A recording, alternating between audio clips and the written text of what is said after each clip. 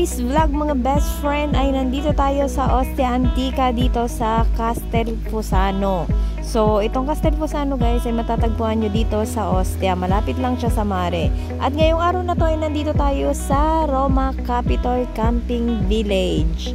Ayan, napakalaki nitong village na to. Sa mga hindi nakakaalam, Roma Capitol ay 26 hectares. So, imagine niyo kung gaano kalaki itong camping village na to. At itong camping village ay meron silang dalawang malalaking swimming pool.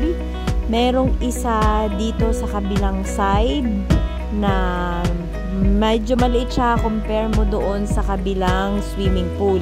Yung kabilang swimming pool naman, meron siyang pang semi-Olympic pool. At meron din siyang restaurant, meron siyang campo di calcio, basketball, volleyball, ping pong, lahat ng sports. At meron din silang napakalaking parko jockey.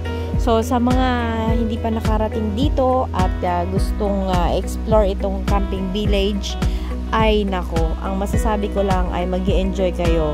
Hindi lang para sa mga bagets, kahit sa mga adulti, mag-i-enjoy din kasi maraming sports na pwedeng gawin. At kung mahilig naman kayo sa scuba diving, meron din sila ditong mga kurso na ginagawa.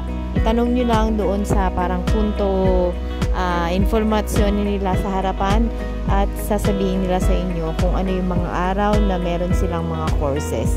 So ito nga pala yung maliit na swimming pool kung saan malapit lang to sa tent namin. Dito lang siya sa katabi. At halos lahat ng swimming pool nila meron itong bumubula-bula. Ayan.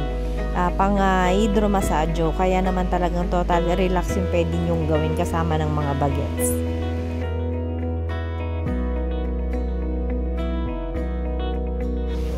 At ngayon naman, dito tayo sa kabilang swimming pool. Ito yung sinasabi ko na napakalaki. So, ang open nga pala nito ay 10 a.m. to 7 p.m. Kaya sulit ang talagang punta nyo dito. So, tumatanggap din sila dito ng jornalyero. I-check nyo na lang sa kanilang website yung mga presyo. So, ito nga pala yung pinakamahaba nilang swimming pool. Ewan ko kung ginagamit nila to sa mga event. Pero, ito yung parang pang-athletic, sobrang haba. And dito sa gitna, meron siyang parko na may mga slides. So, dito, ito yung side kung saan nag-enjoy ang mga bagets. Pero, ngayong araw na to, dahil hindi na kami nagbayad ng Ombrelo at Letine, pupunta kami dito sa kabilang side. So, dito naman, ito yung kanilang parang wellness spa. Napakaganda ditong mag-relax kasi pwede kang humiga, pwede kang magpahinga habang yung mga bagets ay naglalaro sila doon sa kabilang side.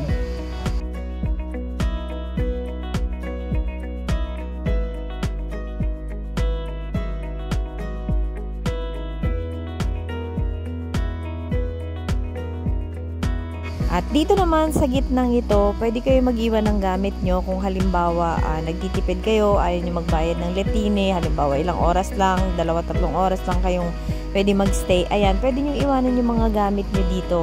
Pwede kayong maglatag dito ng towel and then iwan nyo yung mga gamit nyo.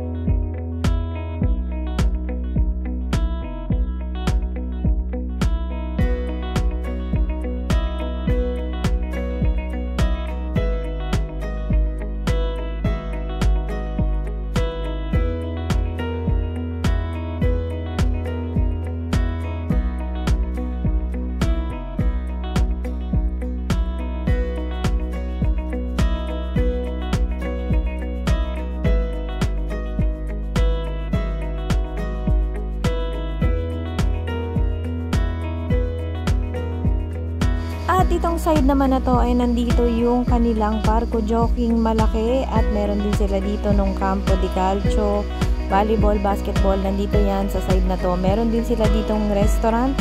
So, kung gusto nyong kumain ng pranzo o tsena, yan, open din sila dyan. Meron din nga pala sila ditong mini market, kaya kung kailangan nyo ng mga gamit, may nakalimutan kayo, pwede kayong bumili dito sa mini market. Sa sobrang laki nga nitong camping village na to, halos lahat ng kailangan nyo nandito na. Yung palaro ng mga animatory para sa mga bata, kaya hanggang 10 p.m., 11 p.m., nandito lang yung mga bagets.